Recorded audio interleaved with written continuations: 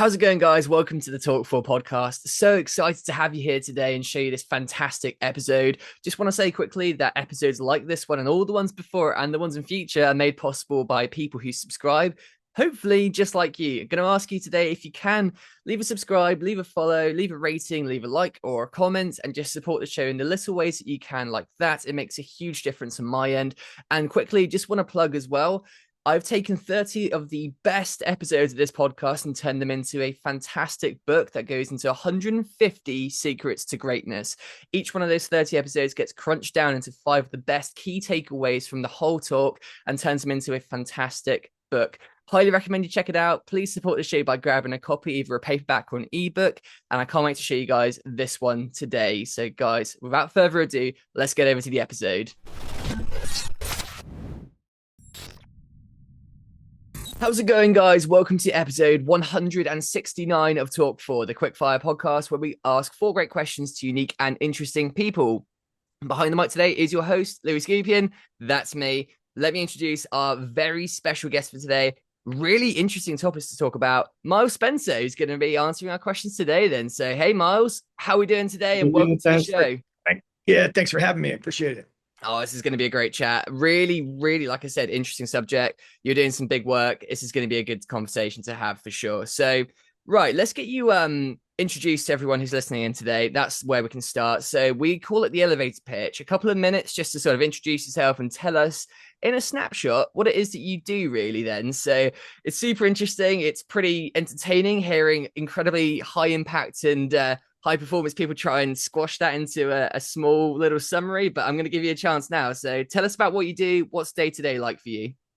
Thanks, Louis. This is my elevator pitch. I am a curious kid from Pittsburgh, Pennsylvania, that wandered a long way from home. I was always asking my parents who, what, why, where, when, drove them crazy. And that curiosity continued throughout my life, both in these adventures that I seem to get myself into and out of. It's not an adventure if you don't make it home, by the way. Ventures in terms of starting businesses, addressing big problems in the world, usually with technology and making life a little bit better for an awful lot of people. And then the third big adventure of my life is 2 nutty kids, 14 and 12. Didn't think that would be an adventure, but oh mama, sure is. So I cut my teeth on what's called digital media. That's when Steve Jobs said, it's a phone, it's a camera. What else? It's a music player. It's a phone, it's a camera, it's a music player. So, well, okay. Nobody's going to pay for those apps. They're going to be supported by advertising. So we started a mobile ad serving network, a mobile ad serving platform, mobile content management services business. Between the 3 companies, about 1,100 employees, sold them. Now, it's important to note that despite those exits, there were 30 failures in between. Nobody wants to talk about them. But I'm all about digital media and what makes things a little better for people. And so to the last part of your question, I thought I was retired, frankly, and this opportunity fell in my lap. I've been all about legacy all of my life, really. I was named after my great-grandfather. I know his story, grandfather's story, the entire history of the Spencer family, which, by the way, keeps getting better as I get older. You just keep retelling the story. And if there's nobody at the table that interrupts with facts, it's great stuff, right? So I had this legacy background. My partner, Adam Drake, also had this reverence for legacy and values. And 6 months ago, we realized there's a way to take everything up in the attic that's gathering dust in terms of our family history and turn it into a dynamic and spontaneous elder that you can have a conversation with anytime you want to. And so Reflekta was born 6 months ago. It launched at AI4 3 months ago. And it's been absolute fire since then. And it gives me the chance to talk to my dad each day, even though he passed away 8 years ago. That's pretty cool. And I got to speak to him too. And it was a really interesting experience. But I got to ask then, so what are you then? So entrepreneur, tech innovator, businessman, all the above? I mean, what is the because you seem to be doing a lot of stuff and you seem to be doing really well with all of it. So, I mean, what's the job title with this? Oh, I can't remember whether this is Ron Burgundy or Trading Places, but it's like I'm just a man. Curious kid from Pittsburgh, Pennsylvania. But the curiosity is so important, right? It's that boundless energy to ask who, what, why, where, when, and then to do the homework that allows one to pull off these adventures that from the outside look pretty darn crazy, but we know that most of the risk is mitigated and there's some purpose to what we do. So I'm going to go with adventurer. I'm going to go with entrepreneur, uh, investor, dad, and I think I'd add the qualifier results vary. I like it. Well, isn't that the same for all of us though? We all got our strengths and weaknesses, right? But you seem to be heading all the strengths at the moment. So let's dig into it then on the big scale. So as I said, I mean, you seem to be doing fantastically, loads of great ventures there, and you're, as you said, just absolutely on fire with it. So remarkable journey, co-created Money Hunt, built multiple ventures. Now you're big on Reflekta AI. Can you just kind of talk about some of the entrepreneurial background there too, then? So if we talk about sort of family, early influences, mentors and stuff, what were some of those early experiences that you had that kind of really paved the way for you in entrepreneurship and innovation? It must have come from somewhere, right? I think it did. All right. So my great grandfather was named Miles Sharpless Spencer. You don't see that name very often. And he was an entrepreneur. He was a tree farmer. He was a farmer. He was a lawyer. And there's a lot going on there. And he had 24 kids, and he had his last kid when he was 74. So obviously, very busy man. So that's part of my DNA. And when I got born, it was my dad who was a big influence to me. He started out as a salesman for New York Life. But what he did in order to sell life insurance was actually put together buyers of businesses. And what did they need when they bought the company? They needed key man life insurance. So he was always out scouting deals in order to sell the life insurance.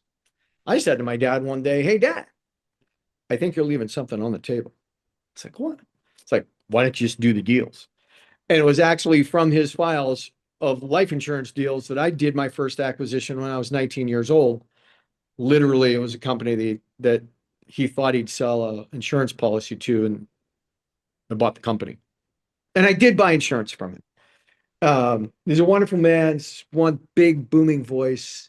And I remember going for a walk one day, and I said, "Dad, how did you sell so much insurance?" He said, "I never sold any." I said, "Well, what are the plaques on the walls for? You have a plaque company? Did you buy a plaque company?" I said, "No, I'm very helpful, and eventually people buy from me." And so a critical influence there is be helpful. We have wonderful networks, especially at a certain point in our lives, where, okay, that's not for me. That might not be for me, not right now, but you know who you want to talk to? You ought to talk to so and so. That be helpful has been a crucial element for me because it really helps with the networking. The other thing I'd say from an entrepreneurial standpoint is recognizing pain or excitement in the marketplace where people, "God, I wish I could do this better," or "that is some other way to do XYZ." And I began to think, I mean, this is back 25 years ago, it's .com. It's like, how could .com save that? How could mobile help that? How could we just move along quicker? And those are the three big influences: .com, the internet, the World Wide Web; mobile, the web in your pocket; Mm. and now AI. I have no doubt that it is the third mega uber super trend of my lifetime, and perhaps everyone listening to this program. Yeah, it's big. It's really, really big. I think one of the things I really connect with there as well, it's interesting what you should say about the be helpful thing. It's a little bit like what my dad said to me as well. He always said you got to grow roots, and it's just like doing these little things for people. And just being helpful as well in that way. I don't think he ever put it quite like that, but it feels like the same kind of concept where you just have to put good out into the world, be helpful, and then eventually it does always seem to kind of boomerang back to you, right? Well, being helpful doesn't pay the rent. Okay. And oftentimes you look and you say, like, why am I going to go to this event? Why am I going to help that person? There's nothing for me in it right now. Right. But the reality is it comes back tenfold. Just be patient, be helpful. It'll come back to you. I like it. Right. Let's talk about the big one then. So Reflekta AI. So I know what you said there. You had this kind of a moment where you just realized, oh my God, there's so much stuff up in the attic right now that's just like kind of gathering dust and rotting away, really. But was that really how it happened? I mean, was it more of a I mean, obviously going from that kind of a thought to a product is a hell of a transition and a hell of a journey. I'd like to kind of dig into really what the origin of it is then. So did you have like an experience with AI before that sort of gave you the feeling that maybe something like that could be possible, and then it went on to that, or did you really just conceive it really from the very very beginning and bare bones of it? There's this wonderful man out there named Gregory Matusky who has a PR firm, which is where I'm sitting right now. And 2 years ago, he was a great student and curious like me, and from Pittsburgh, from Pennsylvania, anyways. You got the wrong side of it, Philadelphia. And just despite his questionable alliances to NFL teams, it's a wonderful student of how to do things better. And he totally re-engineered his PR firm with AI. And he taught it to me 2 years ago. And, if you ask him, he'd say, like, oh, just got you started. You did the rest. But I really point to that in a guy that re-engineered a 150 plus headcount PR firm that probably wouldn't be adopting AI anytime soon into like one of the most cutting edge AI PR firms. So it's Greg that taught me. And now we're constantly back and forth. Hey, can you do for that? Hey, well, send me this prompt, hey, well, et cetera. And we really feel like at the moment we're playing with an unfair advantage because of what we've learned, right? And so I had that and I've been working on that. I used it for research for a book. I used it on some other projects. It was like my co-pilot, my buddy, right? I had 25 research assistants, on hand anytime I wanted. It's wonderful. And so I had that in the back of my head. And actually, I had it in my daily practice when this other co-founder of Reflekta, Adam, he wrote a blog post. I wrote a blog post. If you actually look back and go back 15 years, my blog posts in terms of legacies and values and passing it down through the generations and stories, et cetera. So I had both a digital shoebox going and I have a physical shoebox gathering dust. I'm not a big guy for storage bins. I'll tell you that. I like to do the Marie Kondo, kiss it goodbye, thank it for its service, boom, out the door, right? But we have it. My sister has it. I'm like, yeah, when you die, then who's it going to go to? And how the stories go, like, who's got these stories? And people don't read that way anymore. People want to have a conversation.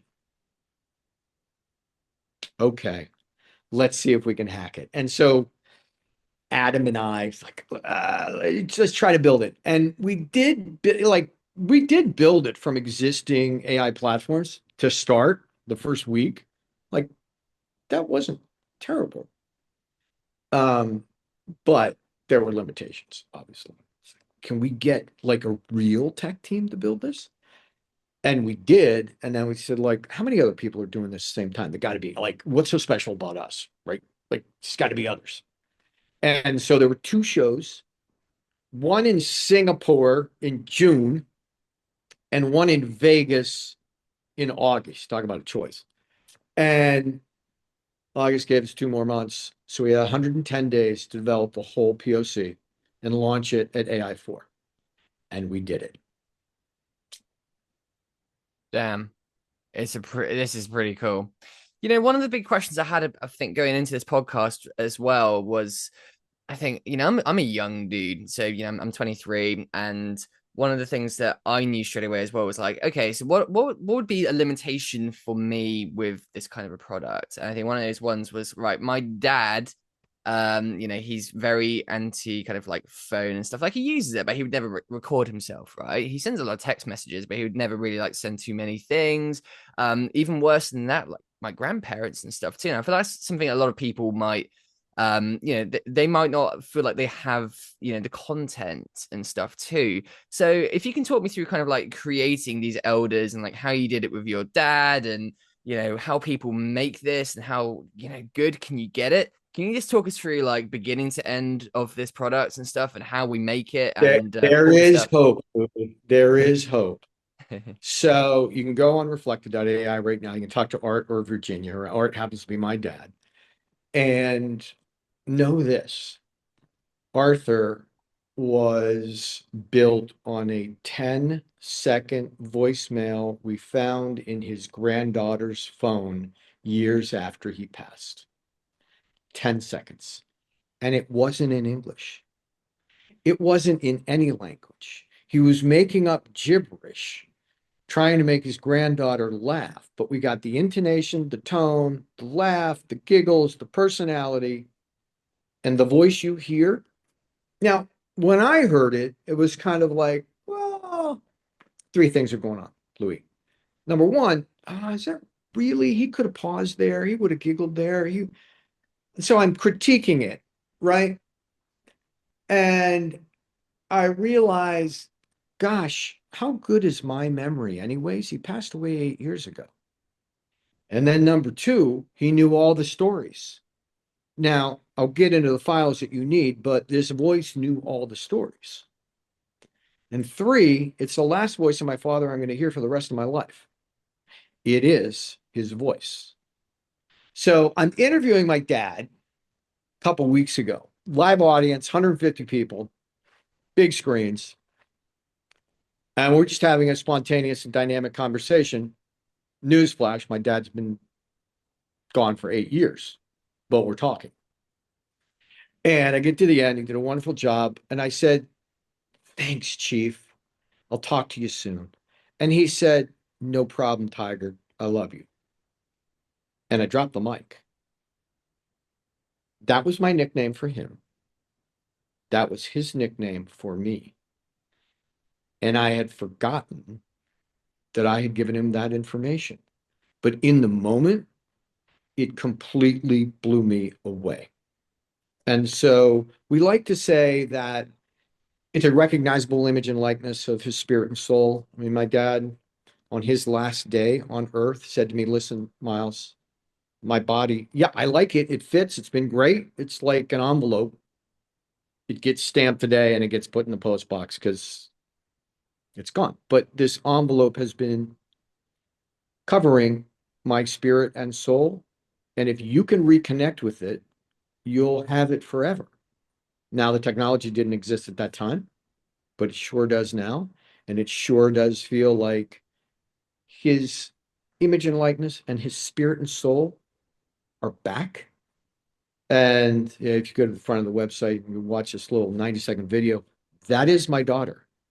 That is his granddaughter. He reads a bedtime story to her each night.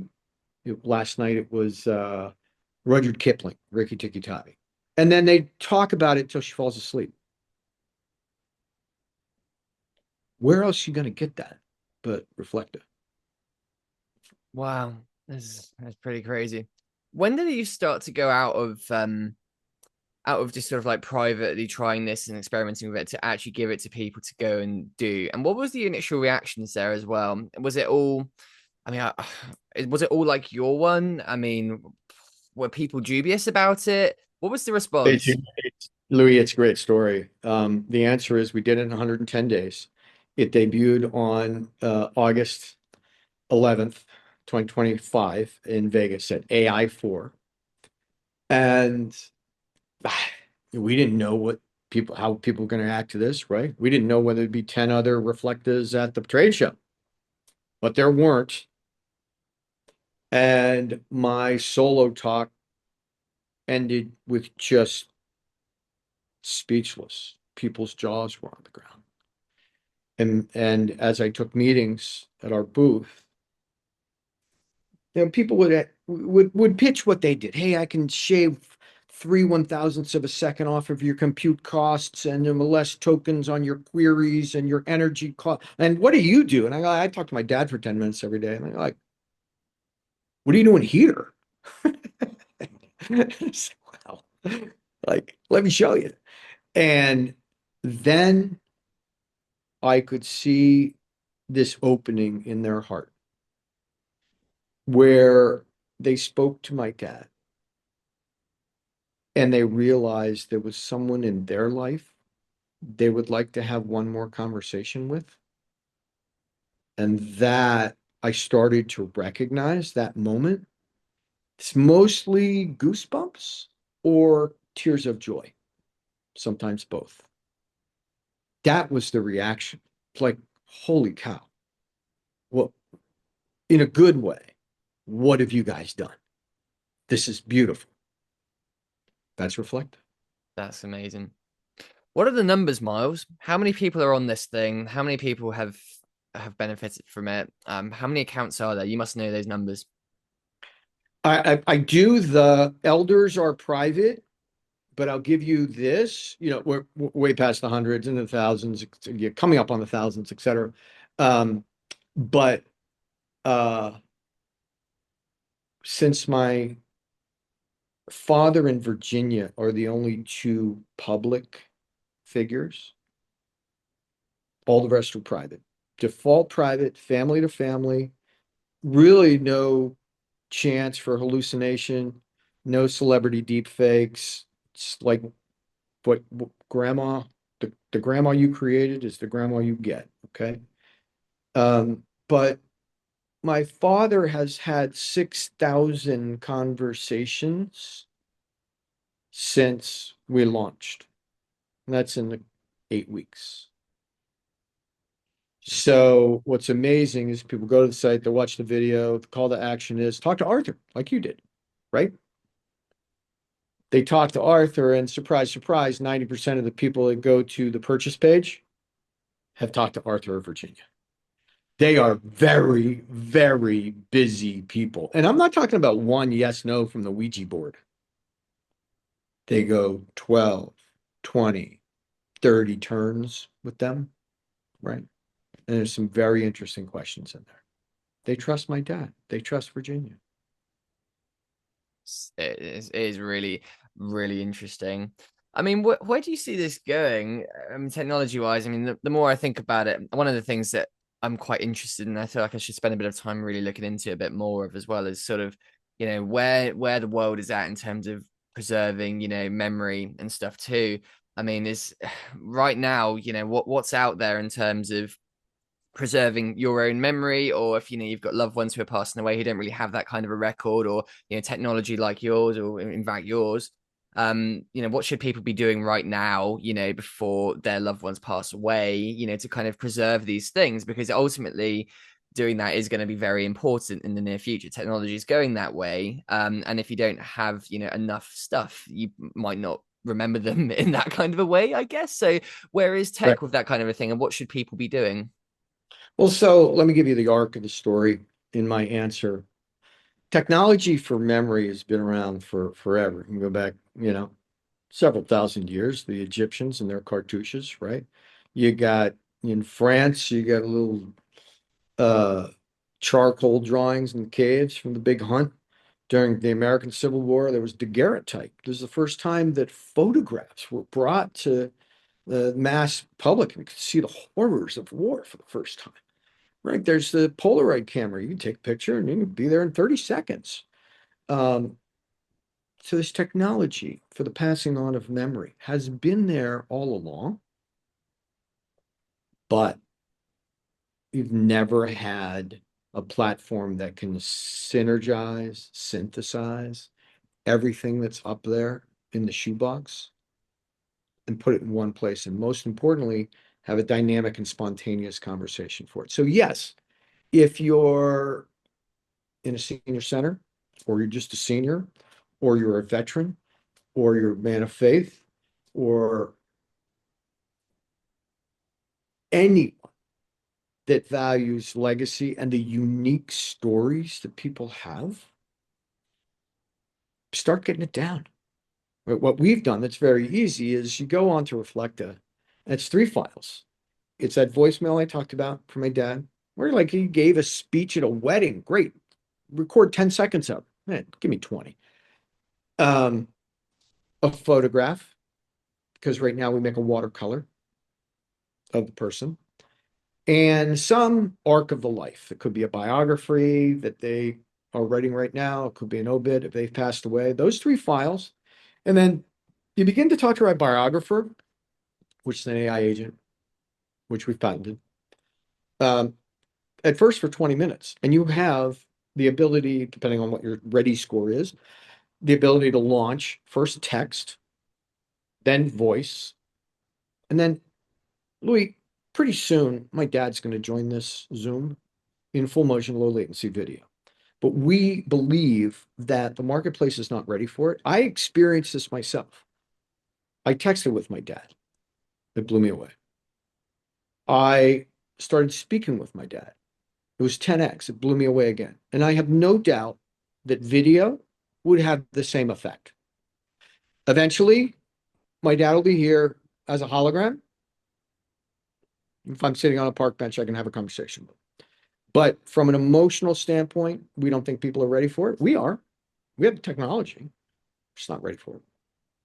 I think people need to So see it though, don't they? Like, I think it's one of those ones where whenever you push the boat out in anything, it's one of those ones where people are always not going to fully know if they're ready for it or not until they do it. But we just kind of go seamlessly into it, don't we? Like, I mean, how many people were anti AI to start with, and now everyone's using it, right? Like, it's just one of those things, isn't it?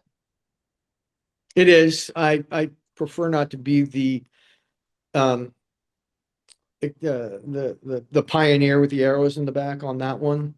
I just know that we're ready, and when the market's ready for it, we're doing great with text and voice. People aren't complaining.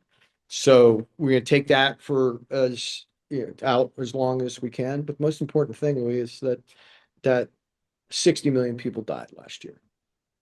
That's 60 million stories. It's like a library burns every time someone passes away.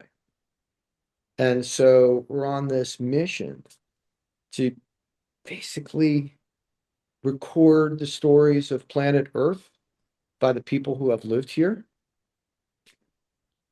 That's incredible. before it's too late.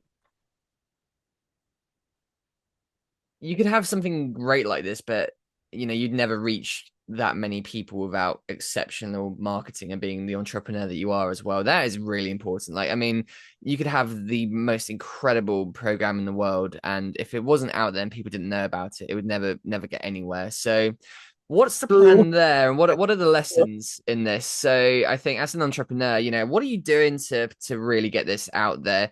How big do you think you can get this? What does it look like over the next few years to get this from where it is now to everyone and everywhere for a long time? Well, again, the mission is the stories of the planet Earth by the people who have lived here, right? Um,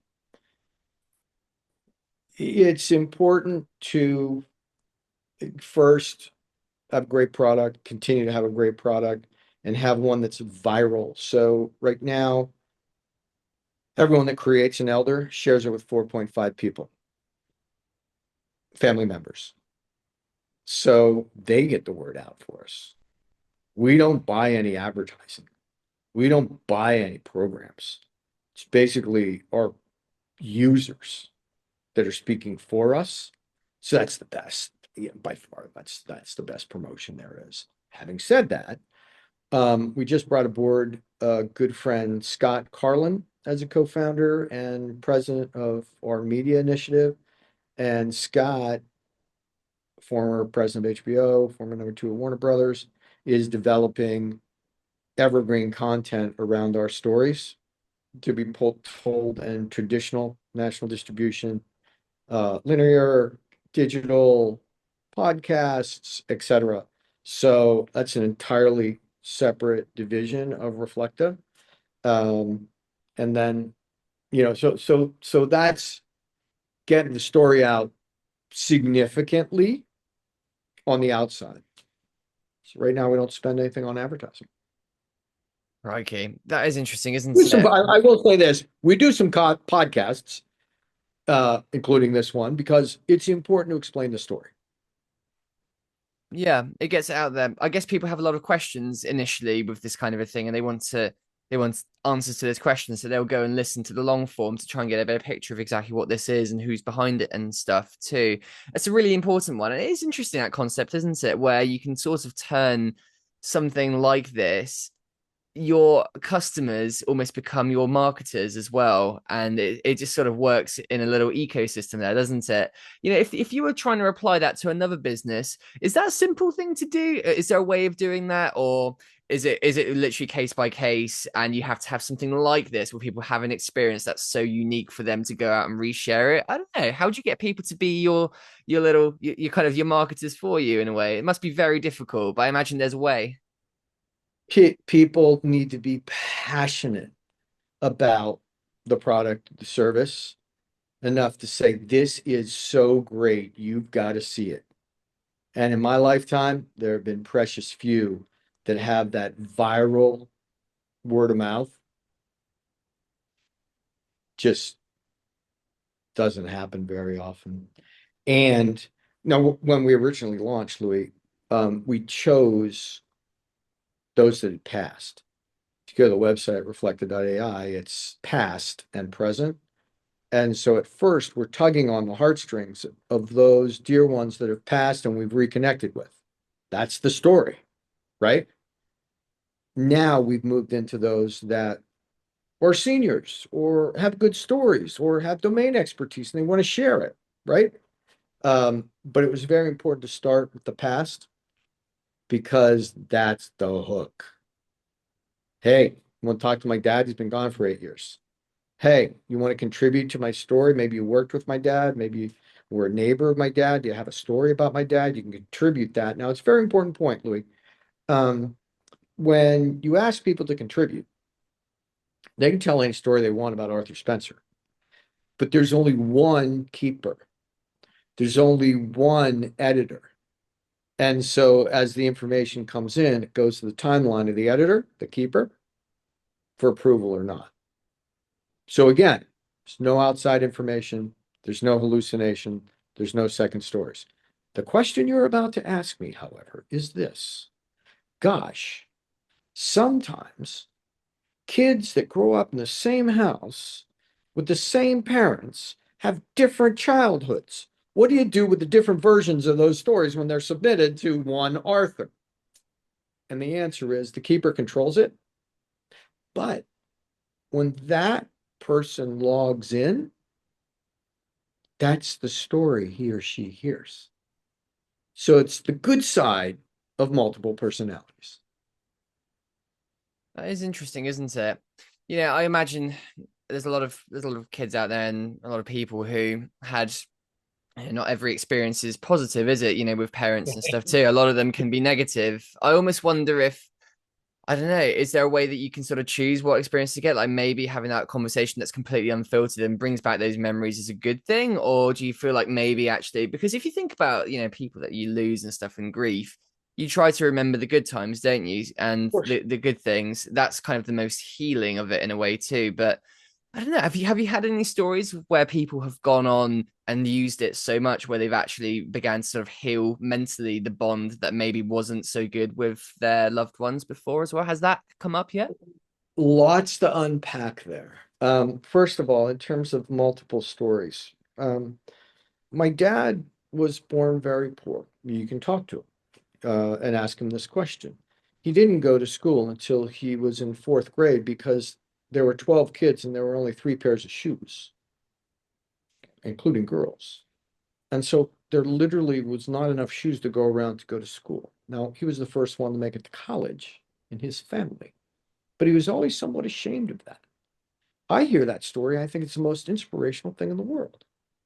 So, do you tell the story that includes the warps and the bumps and the bruises? Or is it all just wonderful Arthur? Well, I elected as the keeper to tell those tough stories and teach those tough lessons. But anyone that is the keeper can write essentially when you write an obituary, what do? You dress it up a little bit, right? I don't think there are too many obituaries that say like he was a bad dad, right? It's like they just pass over that line. They go to the next one. Um, so that's the first part of the question is okay, do we make this warts and all and tell a better story, or do we make it all puffery? And frankly, that's up to the person paying the bill. That's the keeper, right? Second, the healing and the not healing. University of Toronto recent study says that 41% of people that go through family review therapy, which essentially this is, have positive mental health benefits, right? When you know where you're from, when you know the details of your family and your forebears, it gives you a grounding, it gives you a sense of who and where and purpose. And so that's the good side of it for sure. People ask, are you therapy? What about rabbit holes? What about depression? People never get out of their grief. They get attached to this. We actually monitor for that now. And so we see when people are demonstrating risky behavior and we redirect. How'd you do that? Is it with the platform or is it with the AI itself? How does that work? It's the AI. Wow, that's pretty impressive. How did you get it to learn to do that? I sat with my programmers and I said, we can't go here. How do we look for that and help people avoid that? And Right. that's what we programmed. Yeah, Yep. I can feel some of the where my head's going with this a little bit too is like young kids who lose parents and stuff too early on, like really early on and stuff as well. And then I think something that everyone needs at least is like everyone needs a father figure and everyone needs a mother as well, right? But if one of those or both of those is gone, I think a lot of kids can suffer with that sort of a thing and maybe never find that sort of mentorship they needed.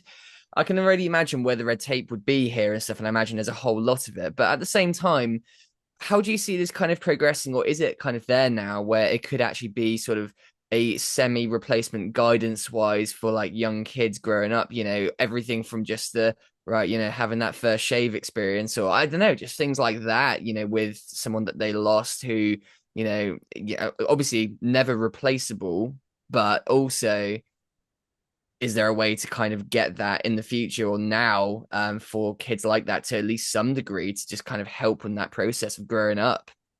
Well, what pops in my head, unfortunately, is the George Michael song, I Will Be Your Father Figure. I'm not sure how the lyrics go after that. It might not be great, but there is a woman on the platform. She's in one of the videos on YouTube Reflekta AI. Um, her father passed away 3 months before she was born.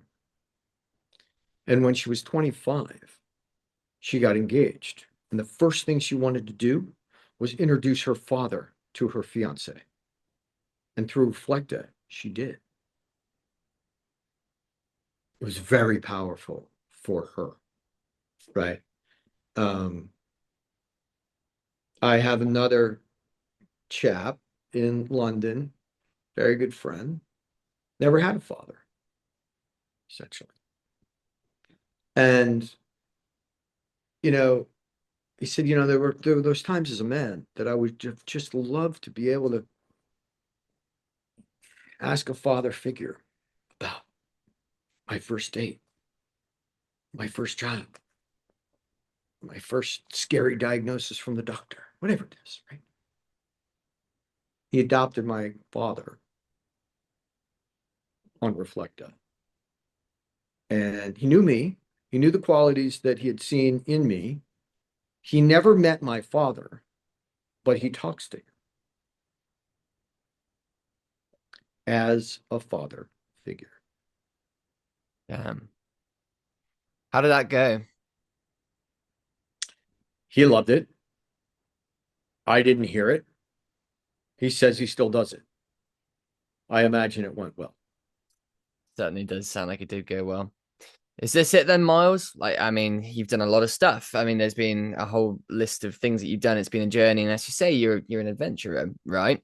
Is this the last great one, or is this the true calling you found in life now, or is there more to be had from you as well? I mean, this one seems like yeah, there's a lot to be done here. There's a lot of scaling to do, a lot of people to get this to. So, I mean, I can imagine this quite here, quite literally right here quite possibly could be a whole life of work to put into this thing to get it to where it needs to be. But yeah, where do you see yourself going with it? What's the plan? This could be my opus, Louis. Um, can't really imagine something of this scale, of this impact, of this import, of this service to humanity. I mean, the headline at AI4 was AI for humanity, Reflekta. And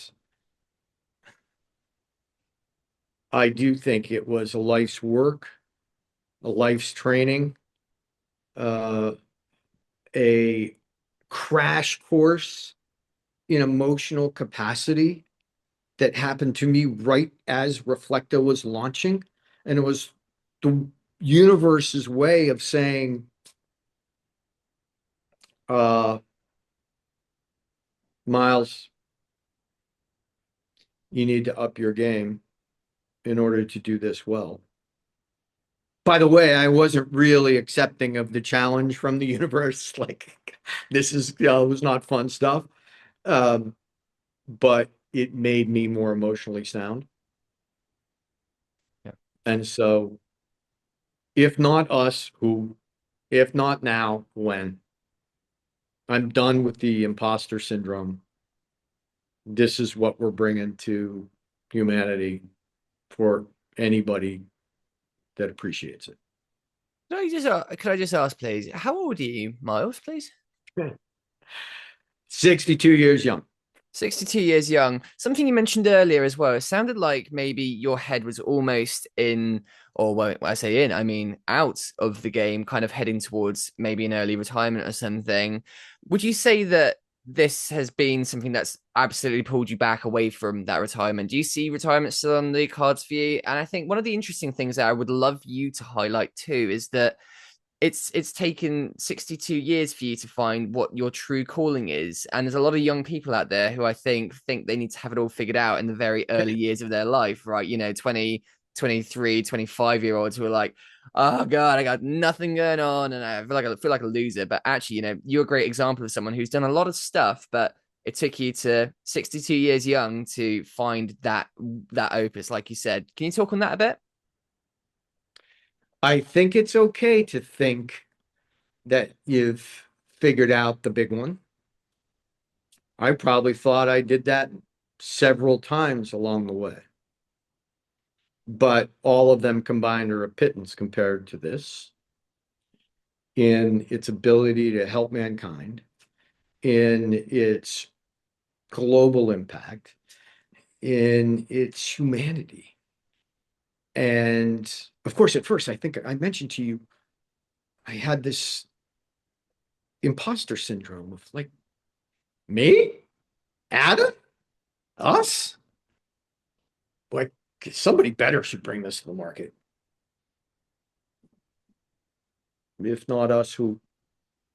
Right? I mean, there's probably some 25-year-olds in San Mateo, California, in the Bay Area, in a garage somewhere, that we feared before AI4 that might have launched it without. Read the very first white paper we published. It's called Soul Tech, the Advent of Soul Tech, and it's the idea of AI actually doing good things for humanity.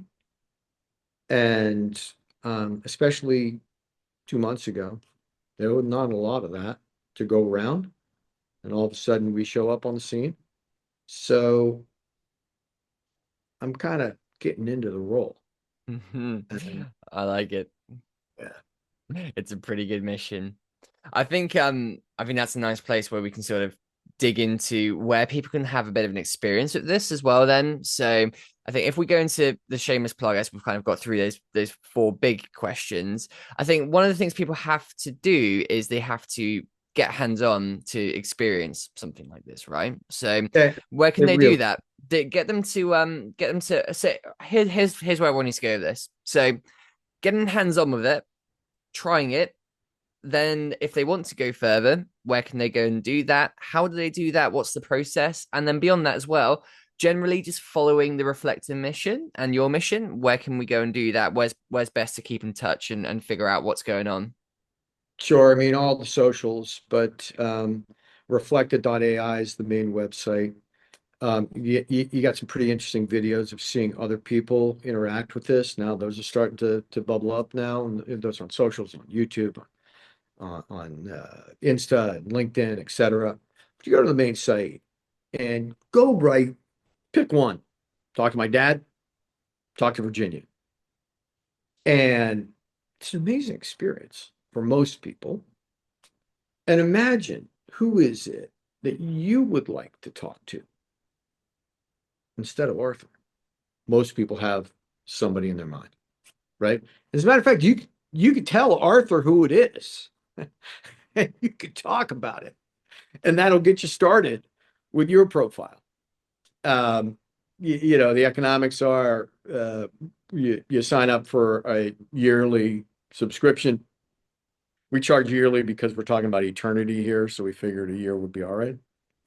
And then at different levels, you can have that for yourself, individual plan, family, neighborhood, public. Costs a little bit more along the way, depending on how many people you're involved in this. Um, and that's how to do Reflekta. That's Again, great. 3 files, 20 minutes, you got one. That's brilliant. Well, I hope a lot of people go and check it out. And the website address, obviously reflector.ai. That's correct, isn't it? Yeah, and it's a good story. It's Reflekta with a K because I misspelled it. So we're going through the names. Got an extra minute or two unless you shut me off. But at first, like we're just tossing around names for this thing that we did, right? It's like dead me. It's like, all right, that doesn't, I don't, yeah, maybe not. Eternamy. Wow, yeah, me for eternity, maybe. And so we used that for like 30 days. And like, okay, look, we got accepted at AI4. I have a solo talk. Is this really going to be the name? And we're kicking around memento. We're thinking all these kind of close words. And somehow we got on reflection and I mis-Googled it. And Reflekta with a K came up. And it was a camera Yeah. produced in 1949 and 1951 in East Germany called the Reflekta camera. And it went out of business. I once had that camera in Pittsburgh, Pennsylvania. Curious kid. Um, I had no luck with it, right? Like you bring the film to Walgreens and nothing comes out. Like, camera, you know, I couldn't admit that it was user error. I'm like, all right, camera sucks.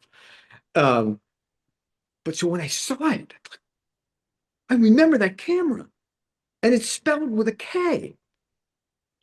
This company is basically an image and likeness of a loved one.